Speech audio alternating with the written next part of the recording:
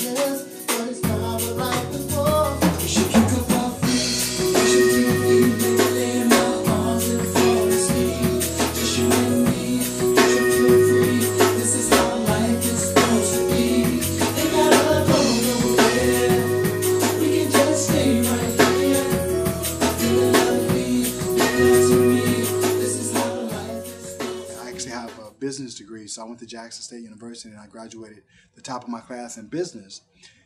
But my heart was telling me to do something different. It was telling, I've always done music. I've never stopped. From the time I was 8 years old, I never stopped doing music. So when I graduated from college, it was kind of like a crossroads for me because I had 3 job offers at prominent companies. I graduated at the top of my class.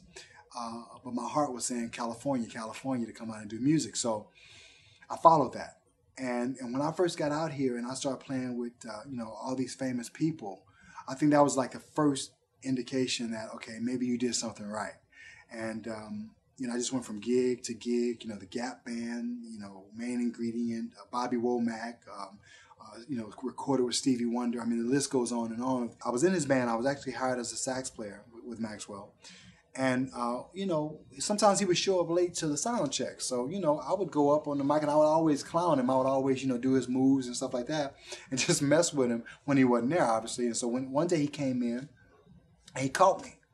I was on the mic, testing the mic, sounding like him, singing the falsetto or whatever. He was like, "Yo, Money, what you doing?" I was like, "Oh, man, nothing. I'm just doing the sound check, bro. What up, what's up?" He said, "Well, you sing, huh?" I was like, "No, not really." He was like, "Well, you about to sing in the band." I was like, "No, I'm not." I was like, I got very business-like. That is not in my job description. I was not hired to do that, blah, blah, blah. And he was like, "I'll pay you more money." And I was like,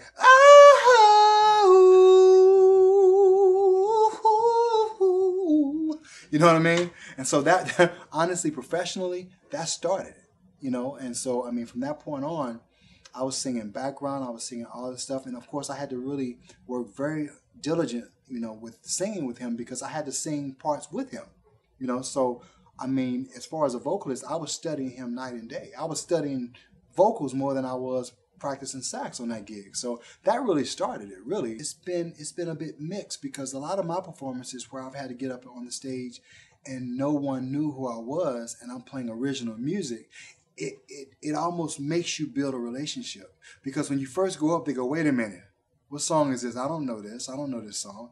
But then as they get into the song and of course they hear the lyrics or they hear the melody, they start to warm up to it. And I've had performances that have gone from, the whole pendulum from, "I don't know this guy, I don't know this music," to, "Wow, who is this? I'm going to go buy this CD right now." Good example is I opened up for Boney James in Long Beach. And of course, everybody was there to see Boney James, right? I get on the stage, and there was a guy that was a heckler in the mid section of the audience.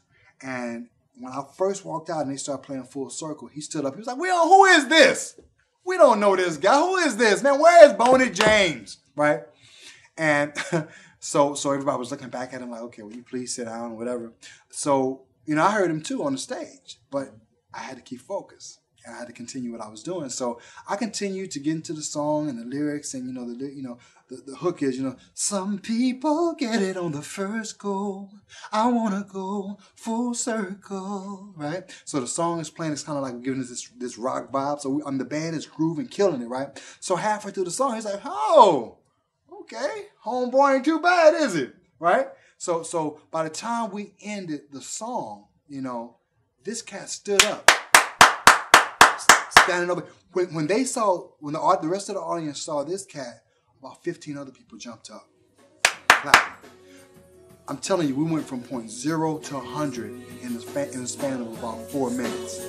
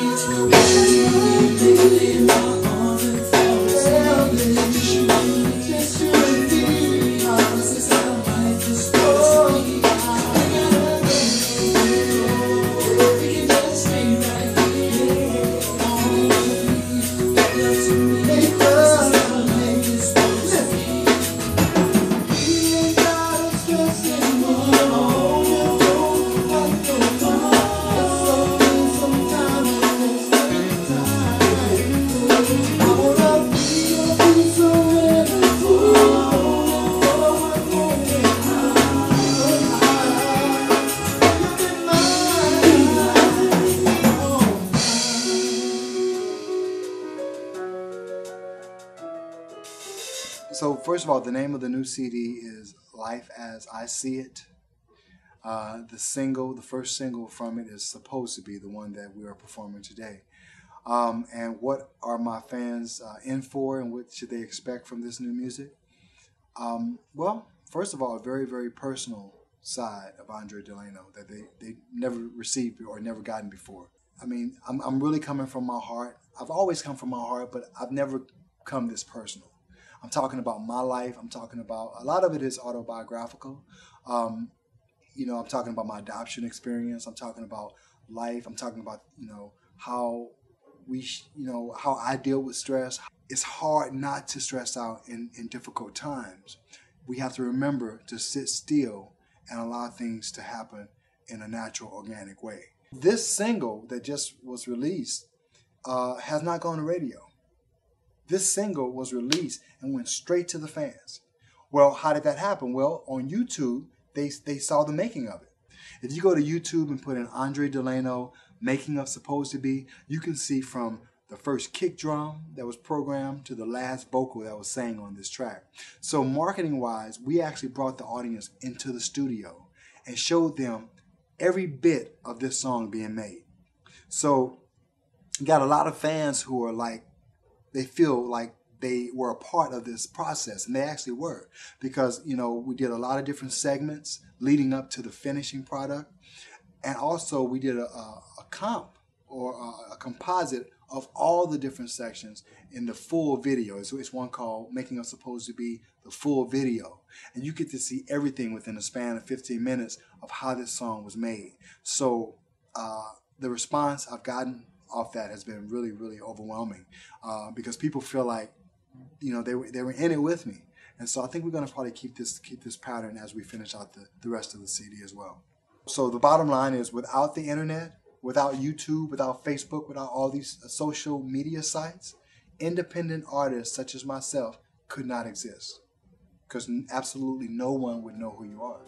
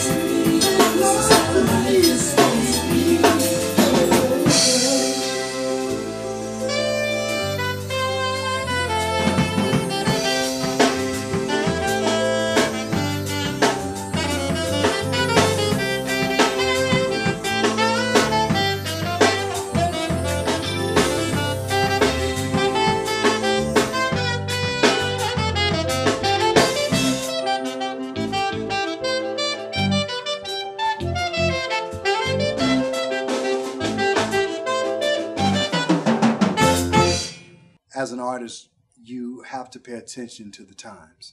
You have to pay attention to what's needed and where we are as a society. My message to my fans would be thank you, really. Thank you for your support. Thank you for giving me a lifeline of music and an appreciation for the music that they've shown, because they give me a portal to keep doing what I'm doing. And I'm very humbled by that, and I'm very, very appreciative of that.